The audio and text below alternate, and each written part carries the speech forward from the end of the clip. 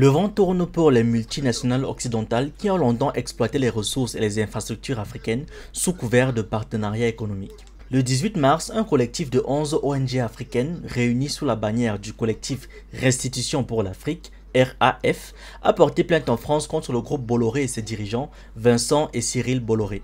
Cette action en justice vise à dénoncer un système bien rodé de corruption, de blanchiment d'argent et de trafic d'influence ayant permis à l'entreprise française de s'implanter durablement dans plusieurs pays d'Afrique de l'Ouest en obtenant des concessions portuaires de manière frauduleuse. Au centre de cette affaire se trouve la vente en 2022 de Bolloré Africa Logistics à l'armateur italo-suisse MSC pour un montant de 5,7 milliards d'euros. Selon le collectif RAF, cet argent serait en grande partie le fruit de pratiques illicites qui auraient permis à Bolloré de s'assurer le contrôle stratégique des infrastructures portuaires africaines.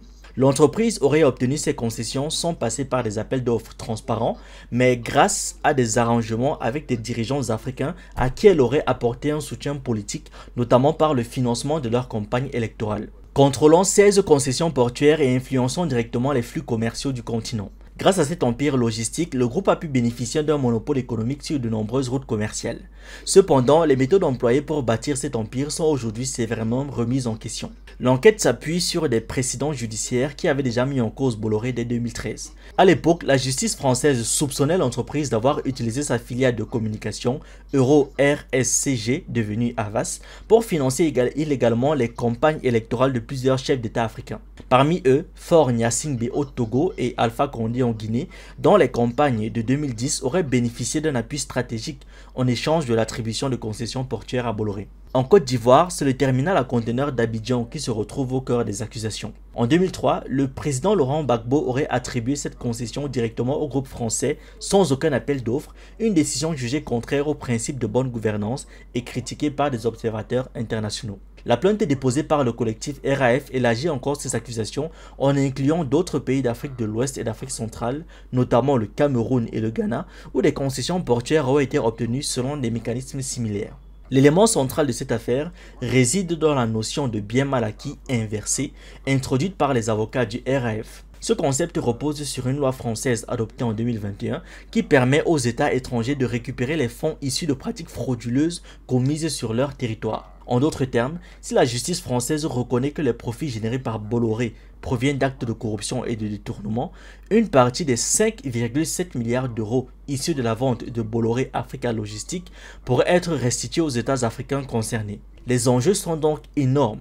D'autant plus que le parquet national financier, le PNF, a déjà pris des mesures contre Bolloré dans des affaires similaires. En 2021, le groupe avait accepté une convention judiciaire d'intérêt public reconnaissant certains faits et s'acquittant d'une amende de 12 millions d'euros. Mais en 2024, le PNF a refusé un nouvel accord proposé par Vincent Bolloré qui lui aurait permis d'éviter un procès. Désormais, la justice française doit décider si elle ouvre une enquête approfondie sur cette nouvelle plainte. Si elle est jugée recevable, elle pourrait marquer un tournant historique dans la lutte contre la prédation économique occidentale en Afrique. Pour les ONG plaignantes, il ne s'agit pas simplement de condamner un grand groupe industriel, mais de créer un précédent juridique fort qui pourrait ouvrir la voie à d'autres poursuites contre les multinationales ayant profité de la corruption pour s'enrichir en Afrique. Cette affaire est un test grandeur nature pour les mécanismes de lutte contre la fraude financière et la restitution des richesses africaines détournées. Si la justice donne raison au collectif RAF, ce serait un signal fort envoyé aux entreprises étrangères opérant en Afrique. L'impunité de l'époque coloniale touche à sa fin